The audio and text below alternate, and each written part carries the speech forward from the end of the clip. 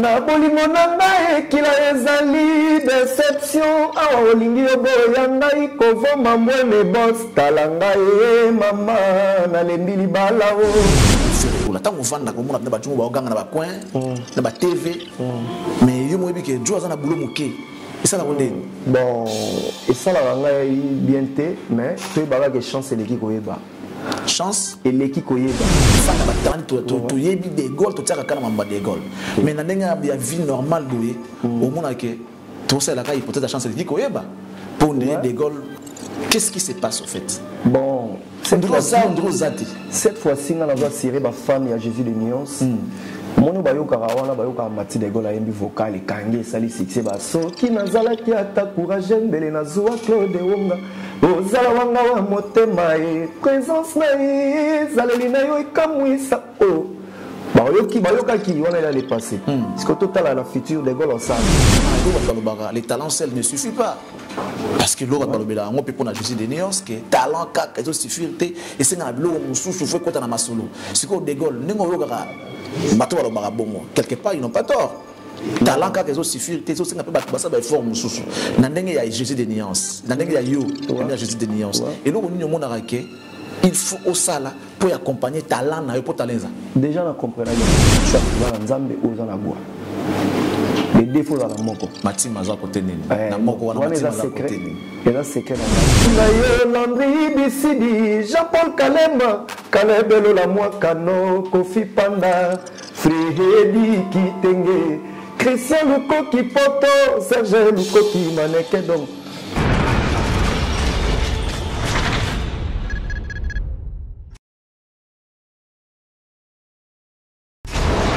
Hela ma on a ekolo samona mwala roga misil na ningina loba. Messieurs, bienvenue à ce numéro de l'émission Impression. Je sais que vous l'attendez déjà. Merci d'être là pour ces grands rendez-vous dominical. L'émission Impression chez vous.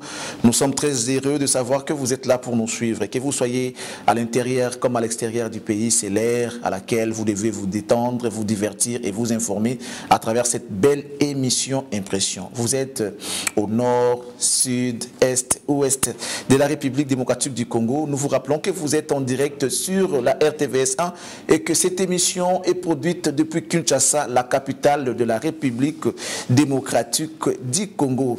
Nous allons ouvrir cette page d'actualité culturelle à travers ce message de la famille de l'illustre disparu dénommé Maman Chako. Maman Chako qui nous a quittés, vous savez, il y a quelques semaines déjà. Mais là, la famille vient de soumettre à la disposition du ministère de Culture et Arts une date à laquelle ils voudront qu'on puisse inhumer leurs sœurs, tantes, enfants, comme vous voulez, Maman Chako. C'est donc le 14 juillet. Ils ont arrêté la date du 14 juillet. Ça reste maintenant au ministère de Culture et Arts de pouvoir confirmer et valider si possible cette date parce que la dame, en fait, l'illustre disparu sera donc a été prise en charge par les gouvernements centraux. Donc la famille seule ne peut pas décider. Il faut qu'il y ait une harmonie entre la famille et le ministère. Il faut qu'ils soient en connivence, quoi. Cette date soit en connivence avec le ministère de Culture et Arts. Mesdames, Messieurs, nous allons parler de l'artiste Didier Lacoste qui annonce son concert le samedi 30 octobre au théâtre du gymnase Maribel à Paris. L'artiste Didier Lacoste va devoir livrer son concert pour le samedi 30 octobre 2021. Il sera à la salle gymnase Maribel à Paris. Donc, vous qui êtes de l'autre côté de Paris, Bruxelles, en Europe, allais-je dire, prenez rendez-vous avec l'artiste Didier Lacoste. Alors, aussitôt que l'artiste Didier Lacoste va finir de se produire le 30 octobre, au mois de novembre, les 7, une semaine après, ça sera donc Ferregola qui sera de l'autre côté du Casino de Paris.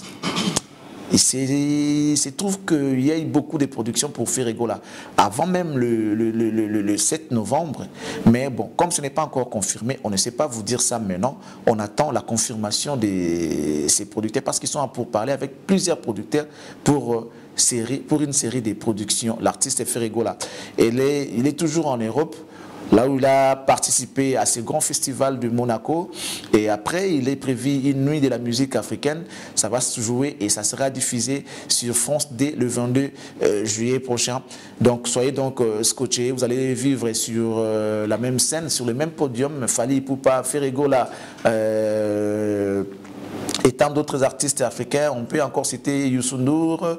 Il y aura également, en tout cas, il y a plein d'artistes qui vont se produire ces jours-là, mais ça sera diffusé le 22 juillet prochain à France D. Voilà, merci beaucoup. On attend ce que ça va donner. Et ça, là, bientôt, mon jour, hein.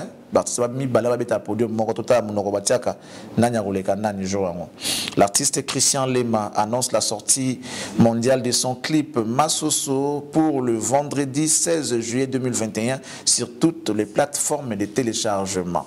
Héritier Watanabe, il est ici à Kinshasa, mais il va bientôt s'envoler pour Lubumbashi, où il a un concert le 17 juillet, donc le samedi 17 juillet, dans la salle Hypnose Hotel. Hypnose Hotel va accueillir Héritier Wata avec son groupe La Team Wata le 17 juillet, le samedi 17 juillet. Vous savez, après les succès fous de son concert de showbiz, après la sortie fracassante de son album Mi-Ange, Mi-Démon, qui marche très bien, l'artiste va donc commencer une série de productions, mais les artistes sont en train de déplorer cette façon de faire les choses de notre gouvernement. Le gouvernement a interdit les productions scéniques des artistes et musiciens, mais dans l'entretemps, les églises, ils sont entassés dans des bancs comme si rien n'était. Donc, la PK et l'artiste, c'est parce que Balia Kawana, la terrasse est Kangi, mais l'église est Zali. L'église est Tikali parce que Bonzambi Anakati. Est-ce que Mamba Koroné qui part en Zambie? Je ne pense pas. Donc, pourquoi 2 points de mesure? Il faut quand même que ceux qui gouvernement a eu des mesures et des mesures équitables pour la Moutoutou. Ce n'est pas que les autres méritent des châtiments et les autres doivent mériter la clémence. Non, il faut que les mesures soient équitables. Les artistes se plaignent. Pourquoi ils doivent concert alors que chaque jour, l'église est sangala. Chaque jour, la foule est tambola, le bus, entassé na kati. Mais pourquoi on peut que ça va concert? C'est Coroné qui parle à musique, qui parle à bus, et qui parle à église, et qui parle à zando, ou nzete. Ah, voilà. Merci. Je crois que le message est passé. Comment prendre des dispositions pour les GP moi tâche parce que il y a même quelqu'un qui m'a fait arrêter en cours de route pour tout nanga Charlie Prince. Journaliste va pas sango bolo ba pe na ba konzi mboka ke ba terrasse ba kangi ba futa à loyer. To futa loyer est-ce que l'état a eu ba bayan so ke ba tika so to ma petit mokolo couvre-feu ba mesure ko za la lever de to ko mo futa loyer. Bon, bon, c'est vrai, on va quand même rappeler que mon déjà mon et puis c'est pour vous protéger en même temps, mais bon, tout c'est des années équitables, des mesures équitables et ça la bien, bah qu'on dit battre la paix kaya batoana et qu'on ça la biso vrai bien, bah oui des zaka, bah église zaka, bah busto sangana kane to sangana wana. Distanciation to respecter on a babus to vendre to vendre boeto karamane to téléma na babus, rien n'a changé. Merci beaucoup. Alors nous allons rentrer de l'autre côté de la régie pour prendre les toutes premières images. Il s'agit donc de Didier Lacoste qui annonce lui-même aussi à sa manière son concert qui aura lieu le 30 octobre dans gymnase, dans la salle gymnase Maribel, dans Paris. Je crois que vous allez au rendez-vous pour nous la Didier Lacoste et monte à chérie Maïfoudre parce que ça fait longtemps. Et le concert les arrive au moment d'annoncer. Pour les comptes de Ferregola, groupe Ferregola. Et c'était un plaisir de te recevoir, cher ami. Bonjour et bon dimanche. Bonjour Charlie Prince, bon dimanche à vous aussi. Merci. Et puis, on a si sous tout bazolanda biso na TVS1 donc ba mote belé sika bazali na ba palais. Donc en passant aussi je salue papa Hervé Jésus de Néance Moto Yambo. moto alongoli ba yume akoti ba yume esprit voilà ba yume asi ba vida voilà mais tu dois quand même signer ta présence hein oui tu as moyembi oui signe ta présence comme ça on va commencer moi les autres on va na tomber dans le na mi se tangi eko kaukate vula tango eno kaka eko la kakate lokola maya miso adola nzimbo za lokola mvula Joël Monsengo le Chunazer Ange Kilunda yanga nini meme alula matiti kasi azalaka pena ekila oyo soki ameki kolia ebomie na bolingo na ngai ekila ezali deception awa olingi oboya ngai kovoma mwene bos tala ngai mama nalembi libala o oyo somo papa na la vie ya Gary Miguele bienvenue Kialanda Marlene Kisiukinwa Charlie Prince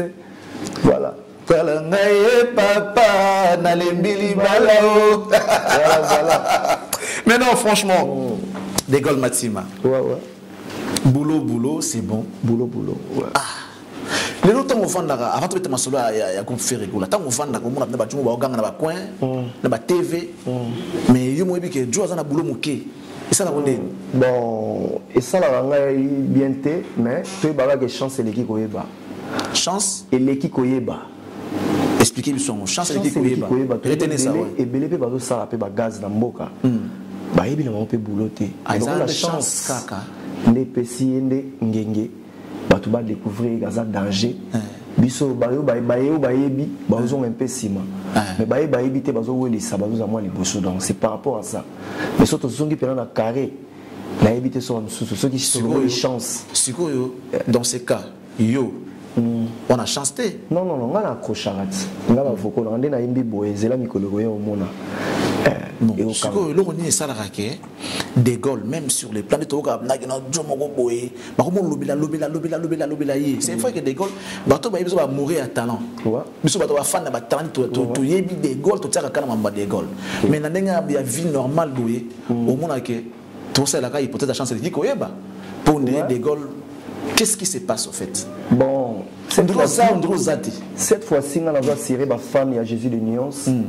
Mono bayoka wana bayoka mati de gola yembi vocal kange sali succès baso ki nazala ki ata courage mbele na zuwa Claude Wonga ozala wanga wa motema e présence na zaleli na yo ikamwisa o bayoka ki wana il allait passer parce que total la future de gola sani turo na zo mbanzemo mubana Jésus de Nuance yangate mbanzemo Jésus de Nuance chanté par Mati de Gaulle donc yoka pe qui est dans la dynastie. Ndenge ba JDT Moulopo ba yembi ba Serge Mabiala ba che ba chanson mais ngana tchenze mbote na wemba nzembo Jésus de Nuance na rola ki sa o ngana za na kata nzembo.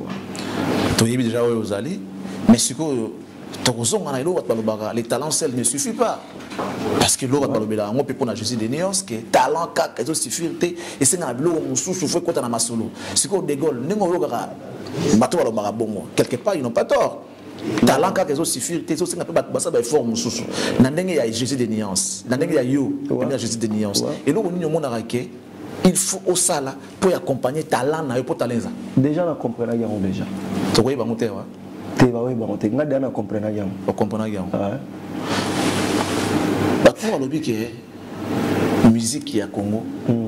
Surtout pour na bino bato za pembe na bato. On a retourné ma question. Il y a une réponse. Sans moto, ça dit qu'ici, on évolue. Tu as eu un solo qui est d'école, tu as un simba. Il y a un moment où tu as sali nini, moulili na moulili. Bon, cause à la monde ka cause à la mokili, cause à pambate, cause à nishoni fouate. Cause à la moko, soit à la nzambe ou à la bois. Les défauts à la moko. Matima za côté nini. Na moko wana matima za côté nini. Et là c'est que ngai. Déjà c'est que faut za nzambe pour moto bangaka déjà to bangaka déjà. Non. Bah tout ça rabere grave musique à Guaté. So musique à Guaté tout le monde mais ça a succès dans mon kill pour tous les musiciens dans la vie la majorité. Tabasi ça va no luka moi tam fumu luka moi mwalimu. Pour le wesi ma menza di leteta. OK. Donc c'est par là musique à Guaté. Et ça qu'il faut là ba guide ya bien au basambe la nzambe ya solo ba guide rayo kitoko ko mona otambola bien bon to accrocher ndeni kasi boka lo ba pe que vocal pour kanga pour li camper kanga faut ba simba pe guat bon bongo yanga ce que zo ragouaté zo kanga pourquoi talanga ye mama na lembili balao mais siko funa la peine to préféra kobukana keliwa narara love o to swanaka kasi koboyana te mapasa babotama elongo na histoire love bakabwana moto na nzela o ya ye Freddy Mayele Switzerland baloba imbwa kabakate bazana raison to elengi ye ayokaka tango azala mokuwa na ye pichumiezi samitiama tonton mignon oyeba naza litoyi valer nanga tempa kotobola te nokina koya kozanga koyoka ba je t'aime na yo Landry Bisidi Jean-Paul Kalema Kalebelo la mwakano Kofi Panda Frihedi Kitenge Christian Lukoki Poto Serge Lukoki Maneke donc tango tozo yemba toyembaka mpona bato bayokaka biso toyembaka mpona famille na biso te mpona bato tout mais pas capter la vocale, on a facilité. C'est dit à quoi n'est-ce boye. Non les bimate pas vocal zoimba. Non les bimina disqueté. Mais n'est-ce pas vous avez bien parfaitement. Bah bien on a banda pour déjà des Gaulle Mexico. Qu'est-ce qui fait que tu ne puisses pas non une verser au thé mais sauf pessimo ton sens na côté. Non une verser au thé. La côte. Qu'est-ce qui fait que des Gaulle à piéton bah vocal à danger des Gaulle piéton.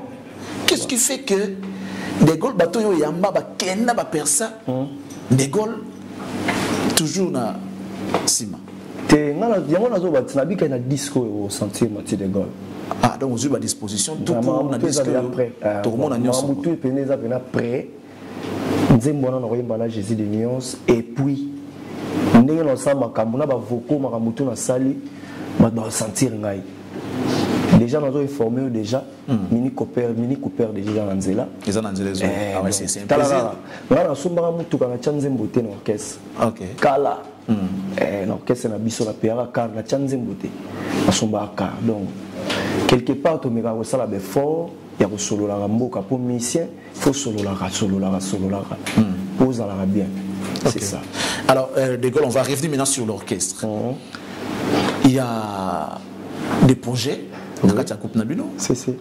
Bon, la dynastie aux autres participé dans Kati. Dynastie, ouais. Il y a des projets Harmonie, dont c'est l'album privé des filles. Jusqu'à privé à Jésus de Nyons. Et également Casino de Paris. Ouais. En dehors des Casinos de Paris, on attend qu'il y a des pourparlers avec certains producteurs pour d'autres productions. Ouais. À quel état d'esprit vous préparez l'événement Nyons surtout? L'événement Nyons, ils ont préparé déjà.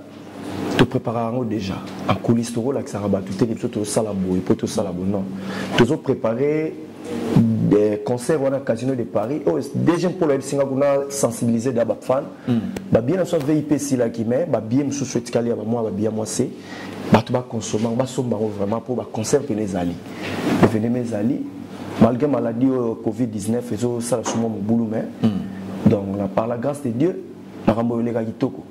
Donc, toujours préparé pour un événement très kitoko, très bien. Très bien. La dynastie, vous avez interprété dans Jésus de Nyons. Vous avez dit que Venabino, vous avez dit que vous avez album. Vous suppose que mais au Betara, division 2. Au Betara, la fédération Nini, parce que tout à l'heure, vous avez dit que j'étais à Nakati. Babino Banakati, Emeli alias Banakati, voilà. Je t'informe qu'il basé belé, il y a même Kakol Sebondoza, Nanzembo Nakati. Bon, il y a des trucs qui n'ont pas Nzembo parce qu'il y a Nzembo. Kakol c'est un batteur, mais tu étais sûr que Nanyaroyem Nzembo Kakol. Autant la compétitivité aux amours déjà. État d'esprit na yo, ozobanga to ozoke na monde. Non. Ngai bon, loka to mbaka to betara biso to utilisera 7 notes de musique. 7 notes de musique loka biso to za na kata carré wana. Ba ine o basi ba sala biso na to nga biso na to sala ya mote. Mais eloko na osala na eloko na olinga osala ke tango bango ba koyemba pe ba sentir que Jésus de Nyons sala na moko wana a peu mystique. Et ça objectif là. Mais les gens disent que Oyemara, vous avez dit là Serge Mabia. Mais beaucoup t'en as connu. Mais c'est tout ça différent. Ouais différent. Tout ça différent. On a la zara moi va faire des formes dans autres moi battre belé. Dans ngana ba vedjenga la kati ouais ve de fort ah nande to ke lo moni tiko kina ba nzela wa ya nga moteme zoki oro nga moteme yoki mawa o ilunga maya miso etangi oro nga na mitoni nzela biso to kokendeke nzela bisengo to ya pasi reposante chimanga toleli o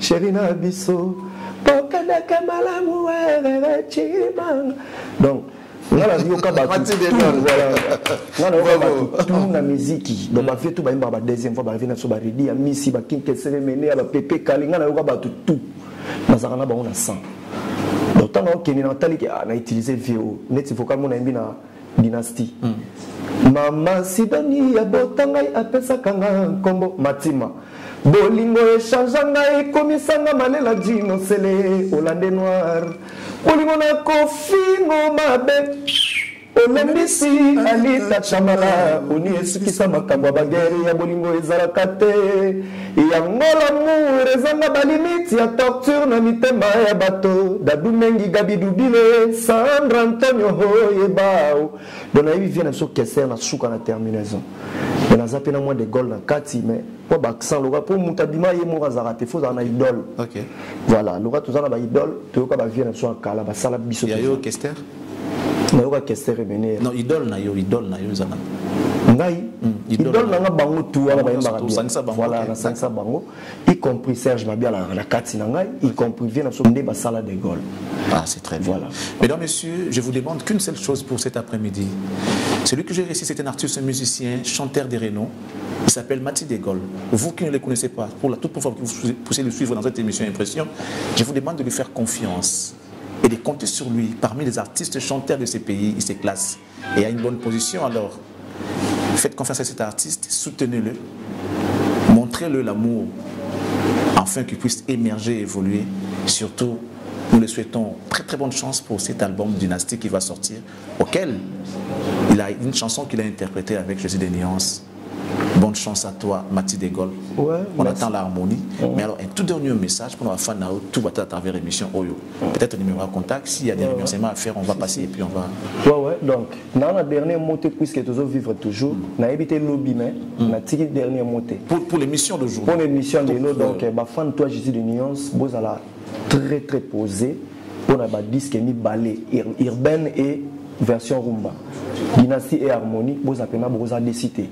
Vous avez satisfait et pas Jésus de Nuance. Et puis de ma part, dans le effort ou effort personnel dans le sala, c'est démarqué dans le disque.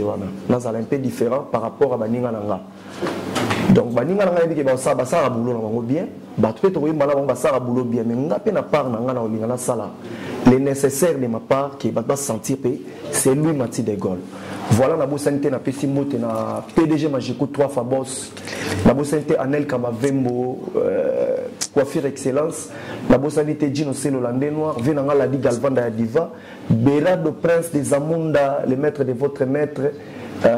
Il y a Gabi Mout, il y a Aimé Baka, il y a Emma Baka na Milan. Tonton Lupuki la Mantiale, Dino Selo Landais Noir, Bernard Cavalli Papa Yoji, donc Mambote Belena Watutu. Dadima Vungu Pilcheri Souka et Déborah Senga. Donc voilà. Page noire dans cette émission, nous avons perdu des êtres chers. Je l'ai toujours dit, les chagrins qui représentent la perte d'un être cher, je ne les souhaiterais à personne. Je me mets à ta place, toi qui viens de perdre un être cher, Mamie Onema qui a perdu son frère, Mamie qui est ma soeur, il a perdu son frère qui est mon frère.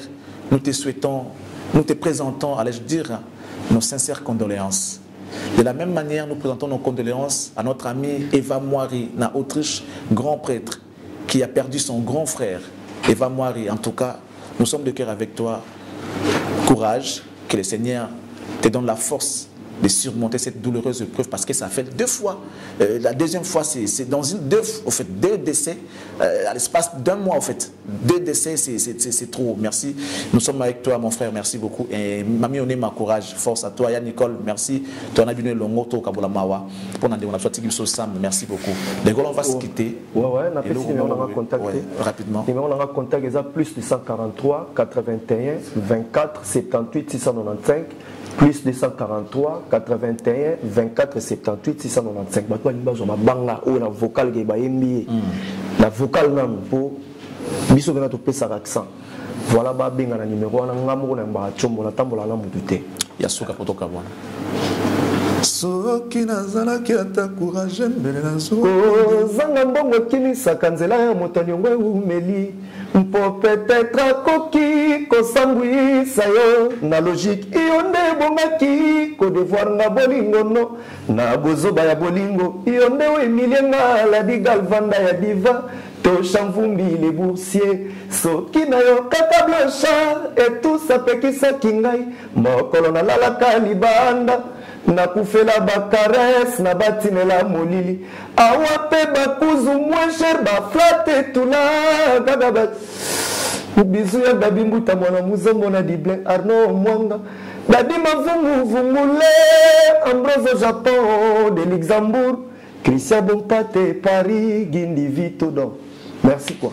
Nous allons regagner la régie, mesdames et messieurs, pour prendre ces images. Merci à l'artiste. Et cette fois-ci, nous allons vous proposer des images. Dès que vous voyez ces images, sachez que c'est lui, notre invité, et le guest man de cette émission d'aujourd'hui. Il s'agit donc de ces images que vous allez voir. Et ensuite, il va venir s'asseoir ici pour qu'on parle avec lui. Ça fait longtemps qu'il n'est pas passé à la télé. Et aujourd'hui, on a eu l'occasion, cet honneur de le recevoir pour parler avec lui. Lui, c'est donc Sergio Ramos. Il a tout gagné avec Maison Mère. Sergio Ramos, il a tout gagné avec Maison Mère. Beaucoup de trophées et surtout la fidélité. Surtout la fidélité, c'est ce qui fait sa force. Impact et influence qui fait la force de cet artiste.